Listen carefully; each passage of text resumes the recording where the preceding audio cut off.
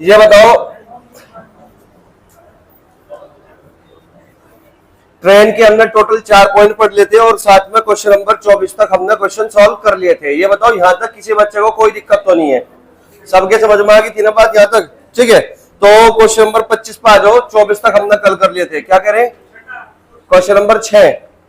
Question number 6, question number 6 में कहा गया है, देखिए क्वेश्चन नंबर 6 क्या कह रहा है, एक बार देख लो। क्वेश्चन में कहा गया कि एक रेलगाड़ी एक स्थान ए से 6 बजे प्रातः छूटकर उसी दिन दूसरे स्थान बी पर 4:30 बजे शाम को पहुंचती है। तो 6 बजे निकली सुबह के टाइम और 4:30 बजे शाम के टाइम पहुंची। तो ये बताओ कितने घंटे का समय लिया? 6 बजे से 4:30 बजे तक, शाम के 10.5 घंटे का समय लिया ना। अब क्वेश्चन में कह रहा है कि यदि उस रेलगाड़ी की गति 40 किलोमीटर प्रति घंटा रही हो तो रेलगाड़ी द्वारा तय की गई दूरी क्या होगी? तो 40 किलोमीटर प्रति घंटा रेलगाड़ी की चाल है। सुबह 6 बजे निकलती है और शाम के 4:30 बजे वो स्थान बी पर पहुंच जाती है। तो ये पूछ रहा है क्वेश्चन में कि कितनी दूरी उसने तय की। ठीक है ना, तो दूरी का फॉर्मूला क्या है? Distance equal to speed into time.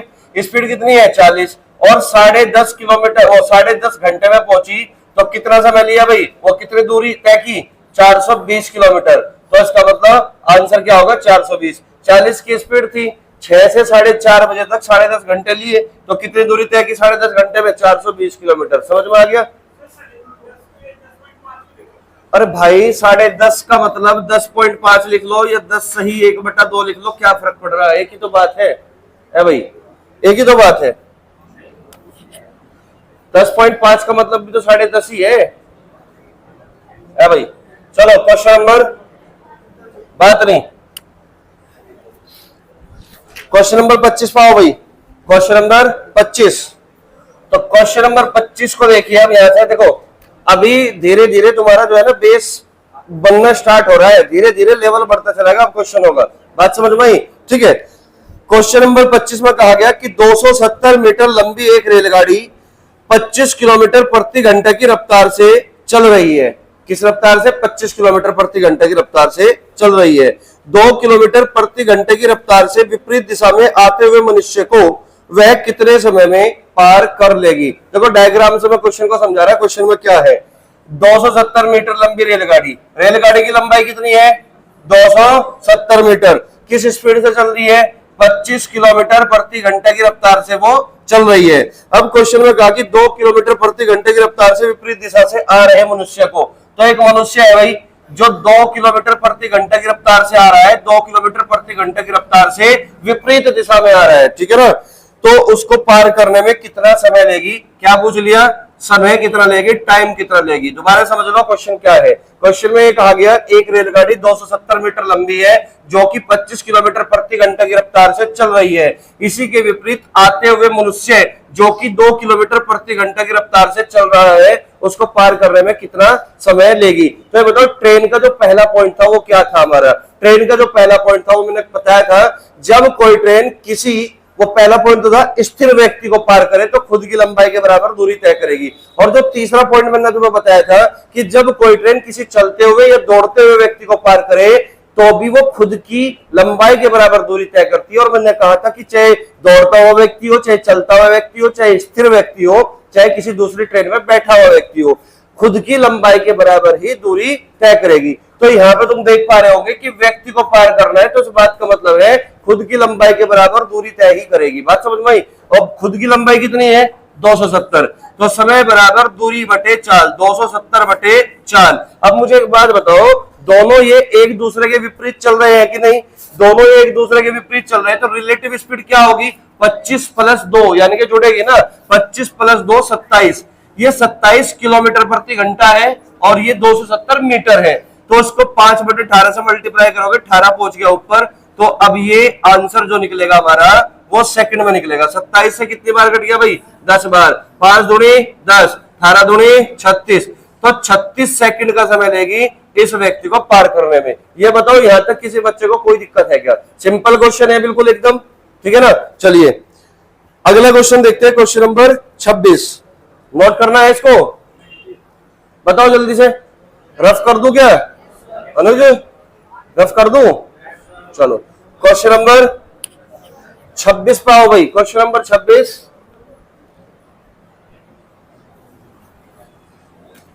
देखिए क्वेश्चन नंबर 26 में क्या बोल दिया, आसान से क्वेश्चन चल रहे हैं अभी, ठीक है। क्वेश्चन नंबर 26 ध्यान दो। 110 मीटर लंबी एक ट्रेन विपरीत दिशा में 6 किलोमीटर प्रति घंटा से दौड़कर आते हुए व्यक्ति के पास 6 सेकंड में गुजर जाती है, ट्रेन की गति क्या होगी। देखिए ट्रेन की लंबाई कितनी है, 110 मीटर, स्पीड हमने मान ली s किलोमीटर प्रति घंटा क्योंकि दे नहीं रखी, ठीक है ना। और 6 किलोमीटर प्रति घंटा की गति से दौड़कर आते हुए व्यक्ति को 6 सेकंड में पार करती है, और विपरीत दिशा से आ रहा है व्यक्ति, इधर से आ रहा है, ये इसकी स्पीड कितनी है, 6 किलोमीटर प्रति घंटा। इस व्यक्ति को पार करने में कितना समय लिया, 6 सेकंड का समय लिया। क्या पूछ लिया क्वेश्चन में कि ट्रेन की चाल क्या होगी, ट्रेन की चाल क्या होगी। पहले ये बताओ क्वेश्चन समझ में आया कि नहीं, क्योंकि सबसे पहले हमारी जो प्राथमिकता होती है वो क्वेश्चन को समझने की होती है। बात समझ में आई। तो 110 मीटर लंबी ट्रेन है जिसकी स्पीड s किलोमीटर प्रति घंटा है, इसके विपरीत दिशा से आते हुए व्यक्ति जो कि 6 किलोमीटर प्रति घंटा की रफ्तार से आ रहा है उसको 6 सेकंड में पार करती है, ठीक है। तो क्वेश्चन में कहा कि रेलगाड़ी की चाल क्या होगी, तो मैंने तुम्हें कहा था कि ट्रेन में की पॉइंट तुम्हें बताए थे कि जो चीज क्वेश्चन में पूछता है डायरेक्ट फॉर्मूला उसी का लगा दो बस, ट्रेन की सबसे बड़ी चीज है, ठीक है ना। तो क्या पूछ रहा है भाई, स्पीड, तो स्पीड का फॉर्मूला लगाओगे, चाल बराबर दूरी बटे समय, speed equal to distance upon time.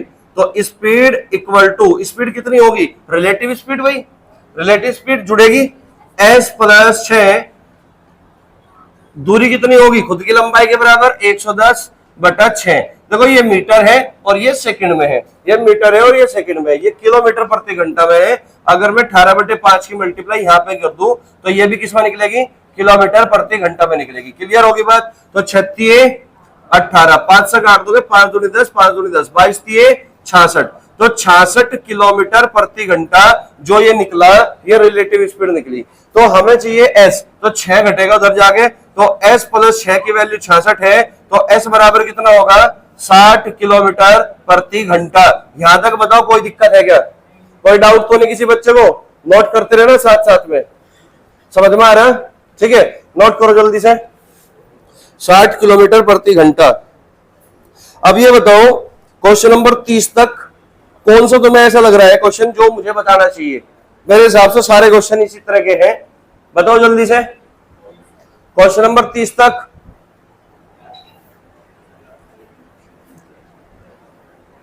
मैं एक क्वेश्चन करा रहा है इसमें, क्वेश्चन नंबर 29, ठीक है। बाकी क्वेश्चन मैं तुम्हारे लिए छोड़ रहा हूं, समझ गए बात को।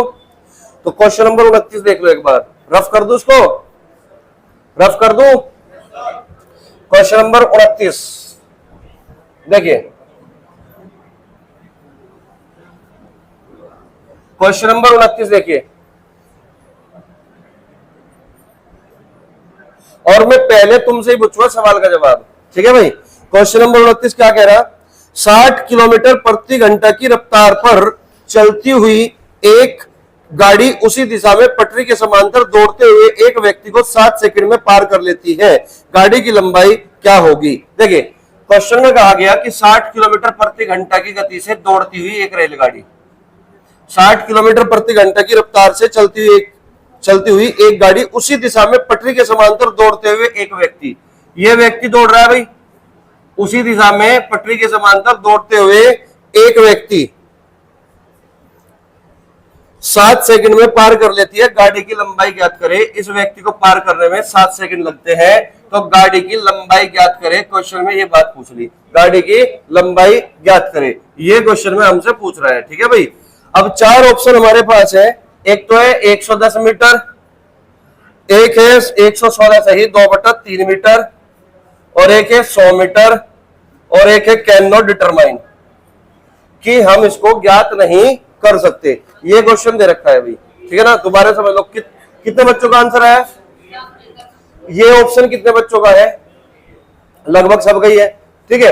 क्या वजह रही कि हम ज्ञात नहीं कर सकते, व्यक्ति की चाल नहीं है, यानी कि अगर हमें लंबाई निकालनी है ट्रेन की तो हमें इसकी चाल भी चाहिए और इसकी चाल भी चाहिए, या फिर क्वेश्चन में ये बात मेंशन होनी चाहिए थी कि जो आदमी है वो स्टेशनरी पर्सन है, स्थिर व्यक्ति है, बात समझ में आई।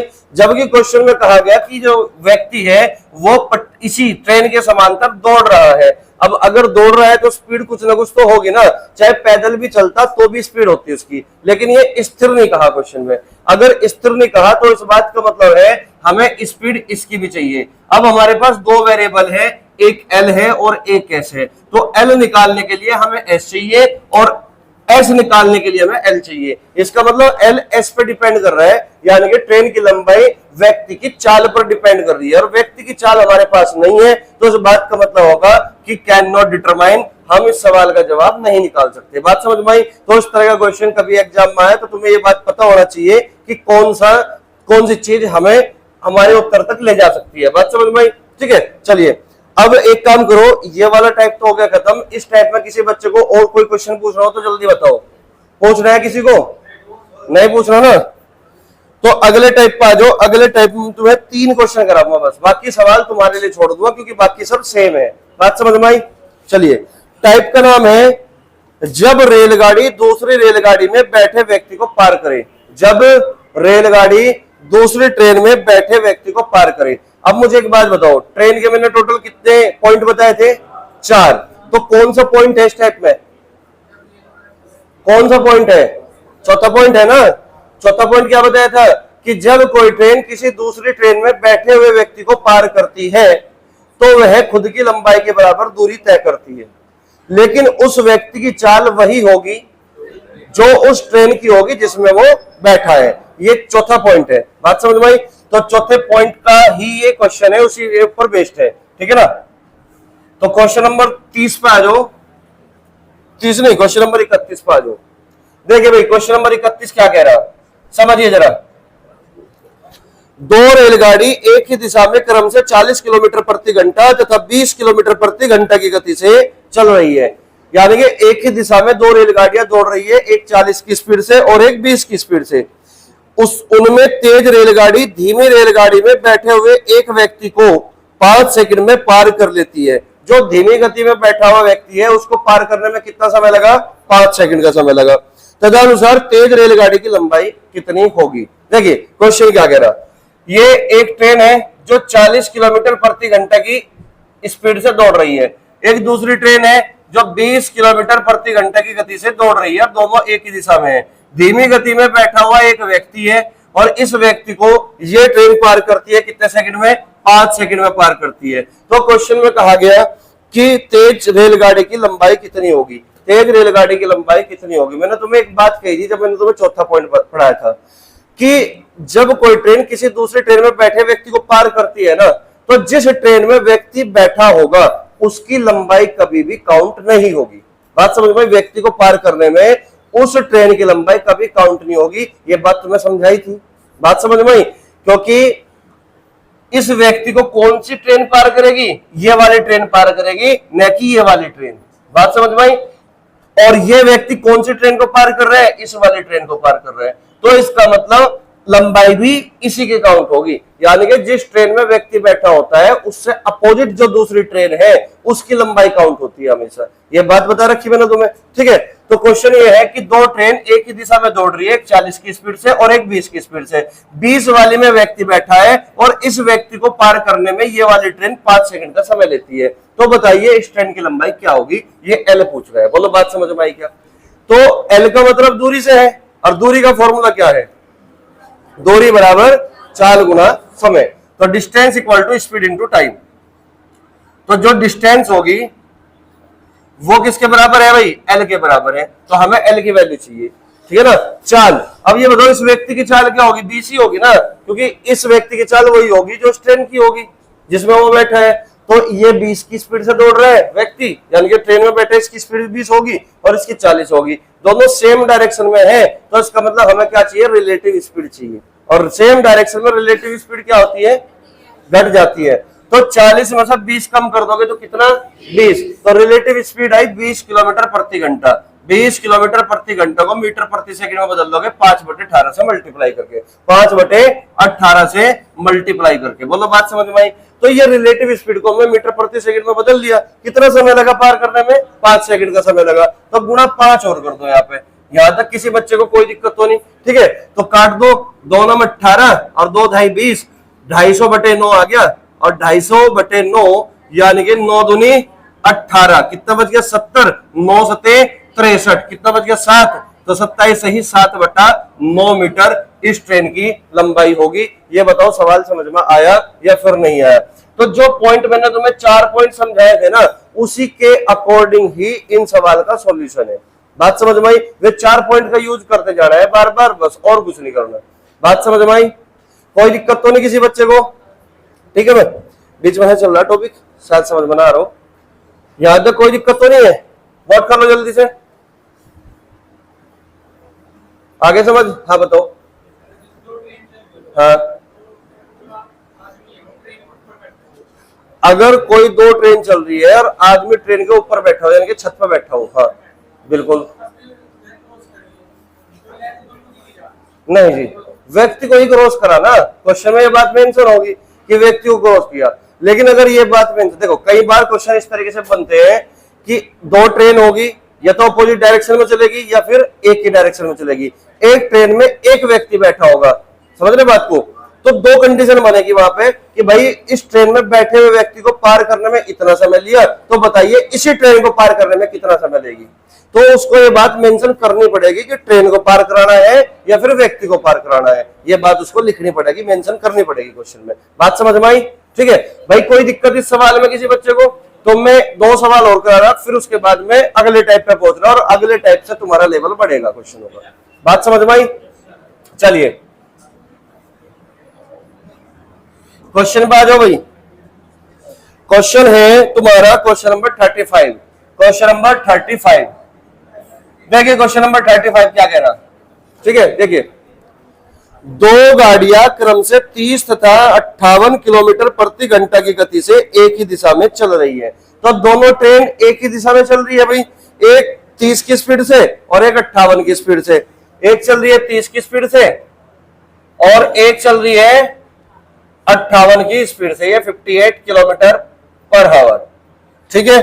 अब क्वेश्चन में कहा कि धीमी गति से चलने वाली गाड़ी में एक व्यक्ति को तेज चलने वाली गाड़ी 18 सेकंड में पार कर जाती है। व्यक्ति किस ट्रेन में है? धीमी वाली में। तो व्यक्ति है भाई इसमें आपकी बार, ठीक है ना। और इस व्यक्ति को पार करने में कितना समय लिया? 18 सेकंड का समय लिया, 18 सेकंड का समय लिया। क्लियर है बात? तो तेज चलने वाली गाड़ी की लंबाई ज्ञात करो। तो ये पूछ रहा है भाई लंबाई ज्ञात करो। तो मुझे बताओ कि सेम ही क्वेश्चन नहीं है? और मैंने तुम्हें ये बात बताई थी कि जिस ट्रेन में व्यक्ति बैठा है उस ट्रेन की लंबाई काउंट नहीं होती, क्योंकि व्यक्ति को पार करना है तो खुद की लंबाई के बराबर ही दूरी तय करेगी। तो ये ट्रेन इस व्यक्ति को पार कर रही है तो खुद की लंबाई के बराबर दूरी तय करेगी। तो इसका मतलब लंबाई का फॉर्मूला यानी कि दूरी बराबर 4 गुना समय। तो रिलेटिव स्पीड क्या होगी? घटेगी भाई, कितना? 28। तो रिलेटिव स्पीड आया 28 गुना 5/18, समय कितना लिया? 18 सेकंड। 18 से 18 कट गया, 28 पंजे 140 सेकंड। तो इसका मतलब 140 मीटर, सॉरी 140 मीटर लंबाई निकाल देना, क्योंकि सेकंड से सेकंड ये कटेगा, समझ रहे बात को। तो कितना आ गया? 140 मीटर। तो इस ट्रेन की लंबाई है 140 मीटर। बताओ क्वेश्चन आसान नहीं है क्या?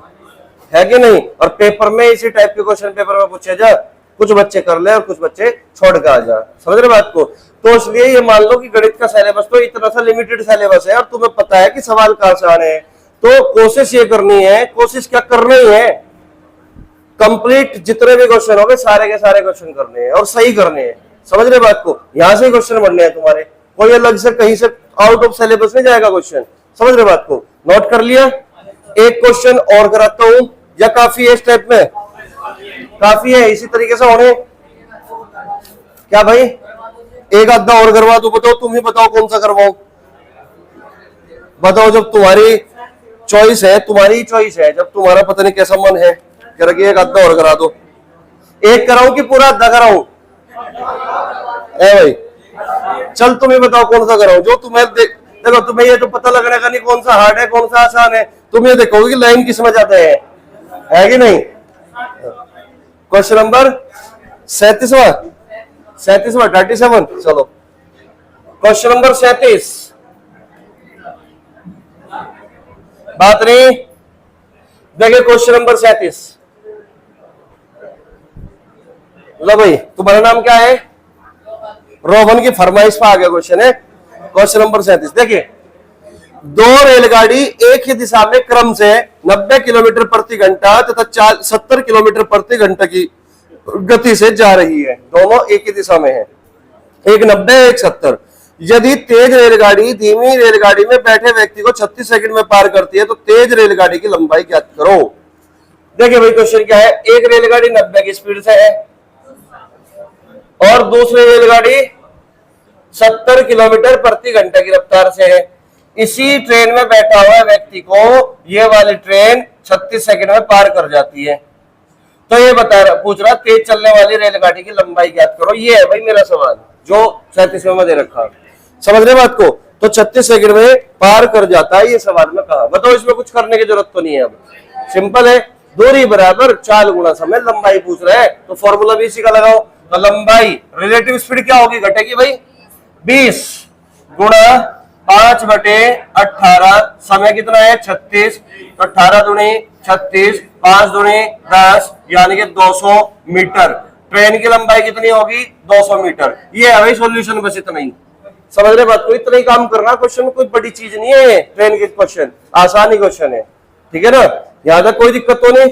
नया टाइप स्टार्ट करें, नया टाइप से थोड़ा सा लेवल बढ़ेगा अब, ठीक है ना? अगला टाइप क्या है, देखिए टाइप का नाम क्या है, जब रेलगाड़ी किसी पुल या प्लेटफॉर्म को पार करे। जब रेलगाड़ी किसी पुल को या प्लेटफॉर्म को पार करे, हो सकता है खंबे को भी पार कर रही हो। बात समझ में आई? तो ये हमारा टाइप का नाम है। और स्टार्ट करते हैं क्वेश्चन इससे अगला ही, ठीक है? रफ कर दो। चलिए क्वेश्चन क्या है देखिए,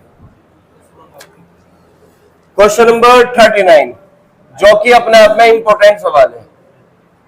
पहले मैं सवाल यहाँ पे शॉर्ट में लिख दूंगा, पहले सुन लो सवाल क्या है ना?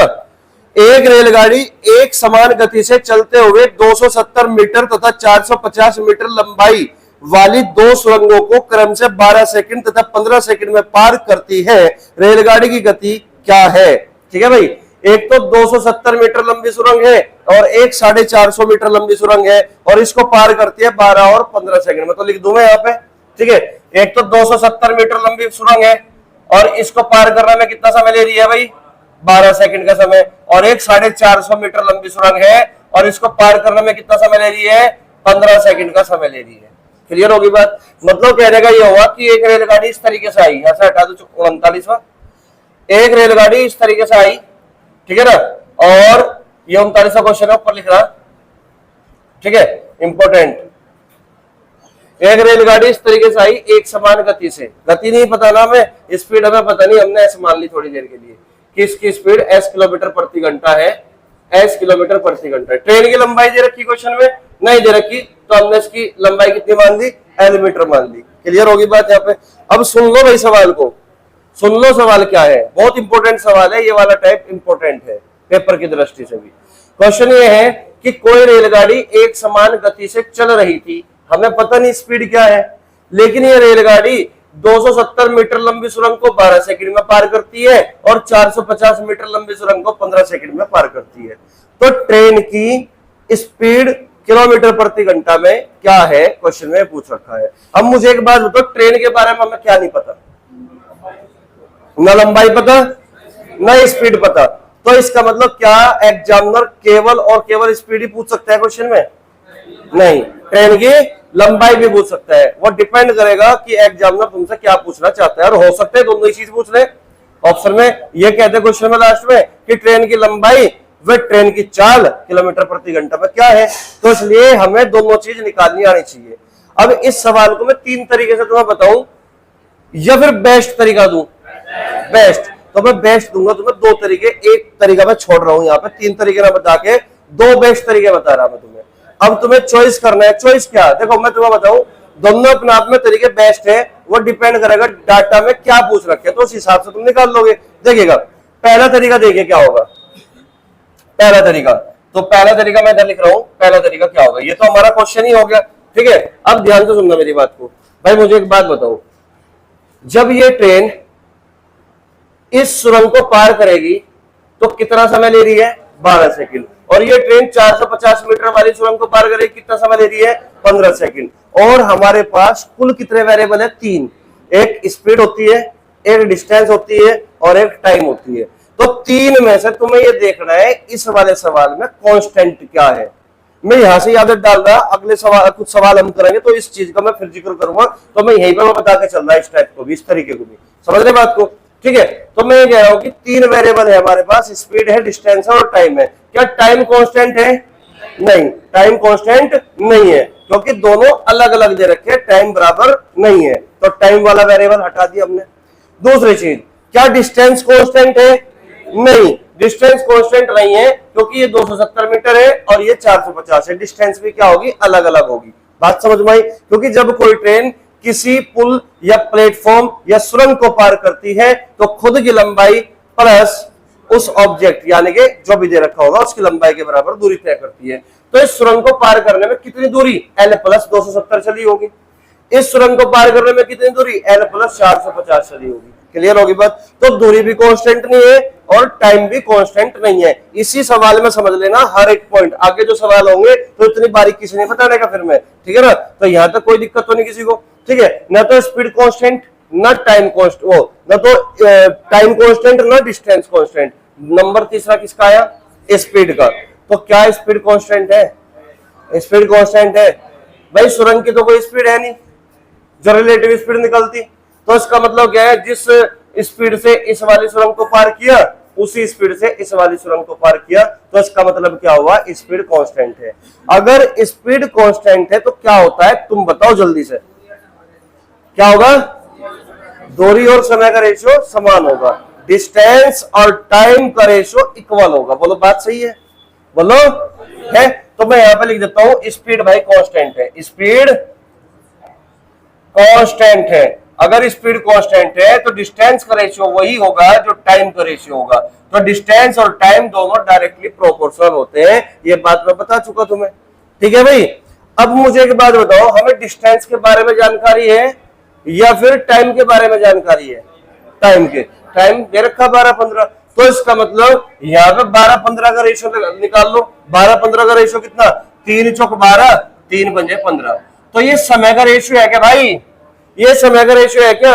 यही समय का रेशियो किसका रेशियो? डिस्टेंस का रेशियो। तो ये किसका रेशियो आ गया? डिस्टेंस का। ये दूरी का रेशियो आ गया। बोलो बात समझ में आई क्या? कोई दिक्कत तो नहीं? तो इसका मतलब पहली वाली सुरंग को पार करने में चली गई दूरी 4 है और दूसरी वाली सुरंग को पार करने में चली गई दूरी 5 है। और पहली वाली सुरंग को पार करने में चली गई कुल दूरी कितनी होगी? ट्रेन की लंबाई प्लस 270, और दूसरी सुरंग को पार करने में चली गई कुल दूरी कितनी होगी? ट्रेन की लंबाई प्लस 450। क्लियर है बात? तो इसका मतलब ये बताओ, ट्रेन की लंबाई यहां भी है, ट्रेन की लंबाई यहां भी है, तो ट्रेन की लंबाई तो दोनों में कांस्टेंट है कि नहीं है?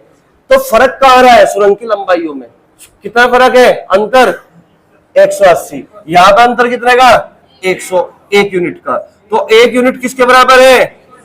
180 के बराबर है, 180 मीटर के बराबर है। तो 4 यूनिट किसके बराबर होगा?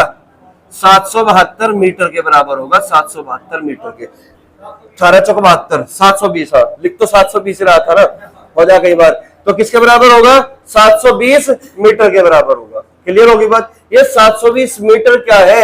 ये कुल तय की गई दूरी है किसी सुरंग को पार करने में।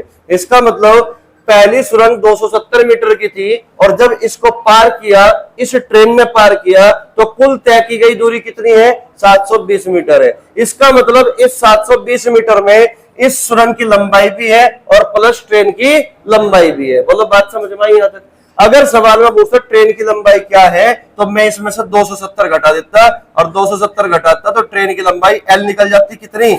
0, 12 में 7 के 5, 6 में 2 के 4, 450 मीटर ये ट्रेन की लंबाई आती कि नहीं आती? अरे बोलो, ये ट्रेन की लंबाई आती कि नहीं आती? कोई दिक्कत तो नहीं किसी को? तो ट्रेन की लंबाई आ गई 450 मीटर। लेकिन अगर क्वेश्चन में पूछ रहा है कि स्पीड क्या है, तो स्पीड का मतलब क्या होगा? चाल बराबर दूरी बटे समय। इस सुरंग को पार करने में चली गई कुल दूरी 720, कुल दूरी 720, स्पीड इक्वल टू डिस्टेंस यानी कि 720 लिया गया। कुल समय कितना है भाई? 12 सेकंड। कितना समय? 12 सेकंड। तो 12 से डिवाइड कर दोगे तो कितना आ गया? 60 मीटर प्रति सेकंड। अरे बोल दो, तो इसका मतलब 60 मीटर प्रति सेकंड, ये 4 मीटर प्रति सेकंड में, हमसे पूछ रहा किलोमीटर प्रति घंटा में, तो 60 में किसकी मल्टीप्लाई कर दोगे, 18/5 की मल्टीप्लाई कर दोगे, 5 से काट दोगे 12, और 18 गुणा 12 हो गया 216 किलोमीटर प्रति घंटा। ये बताओ स्पीड भी निकलेगी क्या? ये बताओ पहले ये वाला तरीका समझ में आया कि नहीं? किसके समझ में नहीं आया? हाथ खड़े करके बताओ। नहीं आया? ये बताओ टाइम स्पीड एंड डिस्टेंस वाला चैप्टर याद है?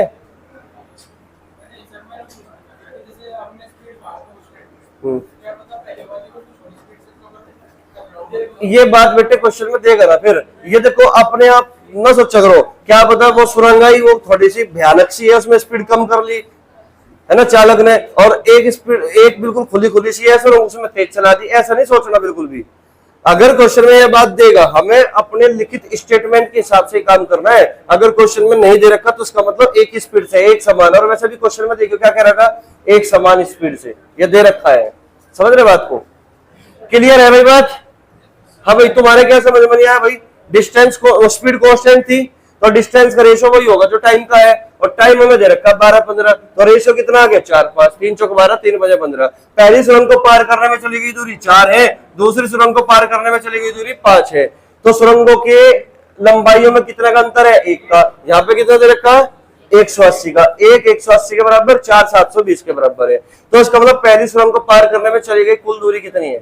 720 मीटर। अरे जब कोई ट्रेन किसी सुरंग को पार करती है, खुद की लंबाई प्लस सुरंग की लंबाई, तो इसका मतलब 720 में ट्रेन की लंबाई भी है और सुरंग की लंबाई भी है। और सुरंग की लंबाई कितनी है? 270। 270 कम कर दोगे 450 मीटर नहीं आ जाएगा क्या? तो ट्रेन की लंबाई है। इससे पहले चैप्टर समझ में आया था? अगर वो समझ में आया था, इसमें कुछ भी नहीं है।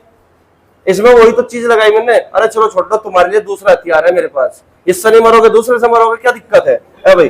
तो यहां से बताओ, ये बताओ ये सबके समझ में आ गया क्या? कोई दिक्कत तो नहीं? दूसरा तरीका देख लो। बात नहीं भाई, दूसरा तरीका देख लो। यहाँ पे देखे जरा, लो यहीं पे आ जाओ। ये जो दे रखा ना 270/12। अब तुम ही बताओ बेटे, हेलो तुम बताओ, जब ये ट्रेन इस सुरंग को पार करेगी तो कितनी दूरी तय करेगी? तुम कहोगे सर ट्रेन की लंबाई प्लस 270। बोलो ठीक है, बोलो ठीक है। और जब ये ट्रेन इस वाले सुरंग को पार करेगी तो कितनी दूरी तय करेगी? ट्रेन की लंबाई प्लस 450। ट्रेन की लंबाई प्लस 450। कोई दिक्कत तो नहीं? ठीक है ना? क्योंकि हमारा दूसरा पॉइंट ये कहता है, ट्रेन के जो 4 पॉइंट लिखवाए थे, कि जब कोई ट्रेन किसी दूसरी ट्रेन या किसी पुल या किसी प्लेटफॉर्म या किसी सुरंग या किसी ब्रिज यानी कि पुल को पार करती है, तो खुद की लंबाई प्लस उस ऑब्जेक्ट की लंबाई के बराबर दूरी तय करेगी। तो सुरंग को पार करी तो लंबाई प्लस ऑब्जेक्ट, लंबाई प्लस ऑब्जेक्ट। क्लियर होगी बात? अब तुम बताओ भाई, हेलो, इतनी दूरी पार करने में कितना समय लिया ट्रेन ने? 12 सेकंड का। इतनी दूरी पार करने में कितना समय लिया? 15 सेकंड का। ये क्यों लिया इतना ज्यादा फालतू समय? 3 सेकंड का फालतू समय ले रहा ना। ये 3 सेकंड का जो एक्स्ट्रा समय लिया गया, ये क्यों लिया गया? क्योंकि दूरी एक्स्ट्रा चली गई। कितनी दूरी एक्स्ट्रा चली गई? L प्लस 450 से L प्लस 270 घटाओगे तो L से L कटेगा तो बचेगा कितना? 180। तो इसका मतलब 180 मीटर एक्स्ट्रा चलने में लिया गया एक्स्ट्रा समय 3 सेकंड है। ये मीटर है और ये 3 सेकंड है। तो ये बताओ, ये मीटर प्रति सेकंड क्या हुआ? चाल, स्पीड। अरे मीटर प्रति सेकंड क्या हुआ? स्पीड। तो 3 से डिवाइड कर दोगे तो कितना? 60 मीटर प्रति सेकंड। तो ये स्पीड नहीं निकलेगी क्या ट्रेन की? जो हमने यहां से स्टार्ट करके स्पीड यहाँ पे 60 मीटर प्रति सेकंड निकाल ली, वो हम डिफरेंस बटा डिफरेंस कर दोगे तो भी निकल जाएगा। समझ में आई मेरी बात? तो डिफरेंस कितना आया? 180 का। समय में डिफरेंस कितना? 3 का। 3 से डिवाइड कर दिया, कितना आ गया? 60 मीटर प्रति सेकंड आ गया। तो इसका मतलब हमारी जो ट्रेन थी उसकी स्पीड 60 मीटर प्रति सेकंड है। और इसी में अगर 18/5 की मल्टीप्लाई कर दोगे तो 216 किलोमीटर प्रति घंटा आ गई क्या? जो कि सवाल में पूछा गया कि बताइए उस ट्रेन की स्पीड कितनी है, तो 216 किलोमीटर प्रति घंटा है। अगर सवाल में तुमसे केवल स्पीड पूछ रहे हैं तो यही तरीका लगाना। समझ रहे बात को? अगर सवाल में तुमसे केवल स्पीड ही पूछता है, ट्रेन की डिस्टेंस नहीं पूछता, यानी कि लंबाई नहीं पूछता, स्पीड ही पूछ रहा, तो डायरेक्ट डिफरेंस कंसेप्ट पर काम कर जाओ। ये डिफरेंस कंसेप्ट है मेरे हिसाब से। कोई दिक्कत तो नहीं किसी को, अंतर कर दो दोनों तरफ का, ठीक है। लेकिन अगर ट्रेन की लंबाई पूछ रहा है ना, हर बात को समझो, अगर ट्रेन की लंबाई पूछ रहा है तो लंबाई भी इसी से निकलेगी। देखो कैसे निकलेगी, जब कोई ट्रेन किसी सुरंग को पार करेगी तो ट्रेन की लंबाई प्लस सुरंग की लंबाई के बराबर दूरी तय करेगी। तो दूरी निकालनी ना हमें, तो कितनी दूरी है, L प्लस 270, L प्लस 270 ये दूरी, दूरी बराबर चाल गुणा समय, चाल कितनी है 60, समय कितना लिया भाई 12, तो 12 छिक 72, 720 मीटर, 720 मीटर चली गई कुल दूरी है।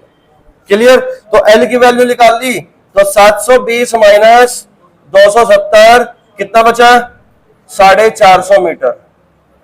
अरे बोल दो, तो ये तरीका समझ में आया, ये है तरह सा, दोनों चीज निकलेगी इसमें। यहाँ पे चाहे स्पीड पूछ ले, चाहे ट्रेन की लंबाई पूछ ले, दोनों चीजें निकलेगी यहाँ से भी और यहाँ से भी दोनों चीजें निकलेगी। क्लियर है बात, दोनों तरीके ठीक है भाई, कुछ जगह मैं इससे भी करूंगा, कुछ जगह मैं इससे भी करूंगा, इसलिए दोनों तुम्हें पता होना चाहिए। बात समझ में, दोनों की प्रैक्टिस बराबर होनी चाहिए। क्लियर है मेरी बात, कोई डाउट नहीं। कई बार इससे भी आसानी पड़ जा, कई बार इससे आसानी पड़ जा, इसलिए मैंने तुम्हें पहले ही कहा था मैं 3 तरीके बता सकता हूं सवाल के, लेकिन तुम्हें बेस्ट अप्रोच 2 ही दूंगा, ये बेस्ट है। समझ रहे बात को, नोट करो जल्दी से फटाफट।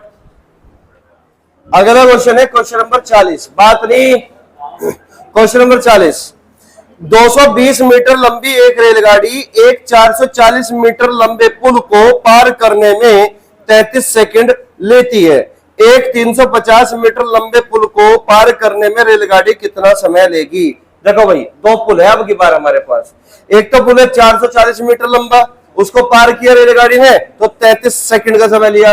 एक हुआ कौन सा पुल 350 मीटर लंबा, उसको पार करने में रेलगाड़ी कितना समय लेगी, और रेलगाड़ी की जो लंबाई दे रखी है वो दे रखी 220 मीटर।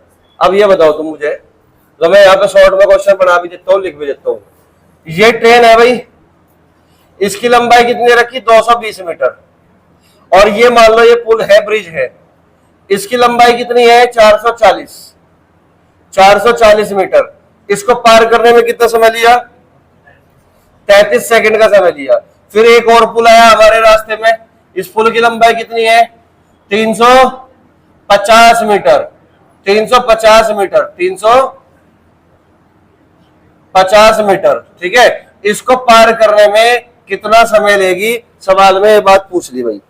बताओ किया किसी बच्चे ने सवाल, 28.5 सेकंड का समय लेगी, बहुत बढ़िया, ठीक है। अब ध्यान दो भाई, जिसका नहीं आया वो यहाँ पे ध्यान दो। देखिए तरीके तो इसके भी 2 हो सकते हैं, 3 हो सकते हैं, लेकिन मैं तुम्हें 2 तरीके ही बताऊंगा जो बेस्ट होंगे। समझ रहे बात को समझो। ये कह रहा है क्वेश्चन में, एक ट्रेन है जिसकी लंबाई 220 मीटर है, इस पुल को पार करेगी तो 33 सेकंड का समय लेगी, और यही ट्रेन अगर इस पुल को पार करे तो कितना समय लेगी। समझ रहे बात को। तो पहला तरीका मैं तुम्हें बताने जा रहा हूं, क्या पूछ रहा है समय, और समय बराबर दूरी बटे चाल। दूरी तो हमारे पास है 350 प्लस 220, क्योंकि जब ट्रेन किसी पुल को पार करेगी तो कुल दूरी दोनों की लंबाइयों की योगफल के बराबर दूरी तय करेगी। तो क्या चाहिए, समय बराबर दूरी बटे चाल, चाल चाहिए, इस ट्रेन की मुझे चाल चाहिए। तो इसका मतलब सबसे पहले मुझे क्या निकालनी पड़ेगी, ट्रेन की स्पीड निकालनी पड़ेगी, और ट्रेन की स्पीड हमने क्या मान ली, एस मान ली, किलोमीटर प्रति घंटा में एस, ठीक है ना। तो चाल बराबर दूरी बटे समय, चाल बराबर दूरी बटे समय। देखो यहाँ पे स्पीड में निकाल रहा हूं, तो स्पीड क्या निकलेगी, चाल बराबर दूरी बटे समय। अरे दूरी कितनी 660, 660, समय कितना 33 सेकंड, 33 सेकंड, तो 20 मीटर प्रति सेकंड आई। अभी चाल कितनी आई 20 मीटर प्रति सेकंड। ये बताओ यहां तक समझ में आया कि नहीं, कोई दिक्कत तो नहीं सभी बच्चों को, कोई डाउट तो नहीं है, ठीक है ना। तो जब हमने इस ट्रेन के द्वारा इस पुल को पार कराया तो किस स्पीड से पार कराया, हमने ये निकाल लिया। कुल दूरी कितनी 440 प्लस 220 660, समय कितना लिया इसको पार करने में 33, तो डिवाइड कर दिया तो 20 मीटर प्रति सेकंड आ गया, यानी कि ट्रेन की चाल 20 मीटर प्रति सेकंड है। अब हमें इस वाले पुल को पार कराना है भाई, तो ये पूछ रहा कितना समय लेगी, तो टाइम इक्वल टू कितना होगा, डिस्टेंस अपॉन स्पीड। तो इसका मतलब दूरी बटे चाल, इस पुल को पार करने में कुल तय की गई दूरी कितनी 220 प्लस 350, तो कितना हो गया 570, 570 जोड़ देना तुम लोगों को, 350 प्लस 220, स्पीड कितनी आई 20, 20 से डिवाइड कर दोगे 57/2 आ गया, 57/2 का मतलब 28.5, 28.5। अरे बोल दो, 28.5 सेकंड का समय लेगी। ये सवाल का उत्तर हुआ। समझ में आया? समझ में आया? कोई दिक्कत तो नहीं किसी को? ये हमारा सॉल्यूशन है, इतना सा, बाकी वो तो क्वेश्चन ही था। ठीक है ना। अब मैं दूसरा तरीका बता रहा, जो अभी मैंने तुम्हें समझाया था, उस तरीके को ध्यान से समझना। ये बताओ, टाइम अलग अलग होगा, सीधी सी बात है। डिस्टेंस अलग अलग होगी, सीधी सी बात है। पुल की स्पीड कुछ नहीं होती, तो उसका मतलब स्पीड कांस्टेंट है। स्पीड अगर कांस्टेंट है तो हमें ये बात पता है कि जो रेशियो डिस्टेंस का होगा वही रेशियो टाइम का होगा, जो रेशियो टाइम का होगा वही रेशियो डिस्टेंस का होगा। तो इसका मतलब ये हुआ कि पहले पुल को पार करने में चली गई कुल दूरी कितनी होगी? पहले पुल को पार करने में चली गई कुल दूरी कितनी होगी? 660 होगी। 660, 660। बोलो बात सही है क्या? पहले पुल को पार करने में चली गई कुल दूरी 660 है क्या? अरे है या नहीं? ये बात। दूसरे पुल को पार करने में चली गई कुल दूरी कितनी होगी? 570, 570। तो ये आ गया हमारा 570। ये बताओ, ये मीटर में है फिलहाल और ये भी मीटर में है। रेशियो बना दूं क्या? 0 से 0, 60 57 आ गया, 60 66 57 आ गया। यानी कि सबका दिमाग यही है, मैं जानबूझ कर दो ये काम। ठीक है ना। 66 57 पता है तुम्हें? 66 57 आ गया। कोई दिक्कत तो नहीं किसी को? क्लियर होगी बात? तो ये बताओ, ये डिस्टेंस का रेशियो था, यही किसका रेशियो कहलाएगा? टाइम का रेशियो। यही टाइम का रेशियो कहलाएगा, क्योंकि स्पीड कांस्टेंट है। तो टाइम का रेशियो है हमारा 66 57। क्लियर होगी बात? ये बताओ, एक्चुअल में पहले पुल को पार करने में समय लिया गया था 33। ये कह रहा कि नहीं 66, तो 66 33 के बराबर है क्या? 66 33 के बराबर है, लेकिन 66 का आधा ही तो है 33। तो दूसरे पुल को पार करने में लिया गया समय 57 का आधा, 28.5 सेकंड। बोलो बात समझ में आई क्या? यही सवाल का उत्तर है। ठीक है ना। दोनों अपने आप में बढ़िया है तरीके। अब मैंने तुम्हें दोनों ही चीज सिखा दी, अब मैं कब कौन सा तरीका इस्तेमाल कर लूं तुम समझ जाओगे। समझ रहे बात को? याद है? कोई दिक्कत तो नहीं किसी बच्चे को? नोट कर लो फटाफट। देखिए क्वेश्चन पे आओ, क्वेश्चन नंबर 42 पे। क्वेश्चन नंबर 42 पे देखिए, क्वेश्चन नंबर 42 क्या कह रहा? 500 मीटर लंबी एक रेलगाड़ी जो एक समान चाल से चल रही है किसी स्टेशन को 35 सेकंड में पार कर लेती है। 500 मीटर लंबी एक रेलगाड़ी है जो एक समान चाल से चल रही है किसी स्टेशन को 35 सेकंड में पार कर लेती है। यदि प्लेटफॉर्म की लंबाई 221 मीटर हो तो रेलगाड़ी की चाल क्या होगी? तो कर लोगे वैसे तो, फिर भी मैं बता रहा हूं। 500 मीटर लंबी एक रेलगाड़ी है, 500 मीटर लंबी एक रेलगाड़ी है, एक प्लेटफॉर्म को पार करती है कितने सेकंड में? कितने सेकंड में? 35 सेकंड में। और इस प्लेटफॉर्म की लंबाई कितनी दे रखी है? 221 मीटर दे रखी है। तो ट्रेन की चाल बताइए। चाल को हमने मान लिया 10 किलोमीटर प्रति घंटा। चाल को हमने मान लिया 10 किलोमीटर प्रति घंटा। ऑप्शन में यहां लिख रहा हूं 721/35, 721/35 पहला ऑप्शन दे रखा है। दूसरा ऑप्शन दे रखा है 74.16 और सी ऑप्शन दे रखा है 24.76 और डी ऑप्शन दे रखा है 78.54। ठीक है भाई। और ये किलोमीटर प्रति घंटा में पूछ रहा है। लास्ट क्वेश्चन है आज की क्लास का। बात को समझो भाई।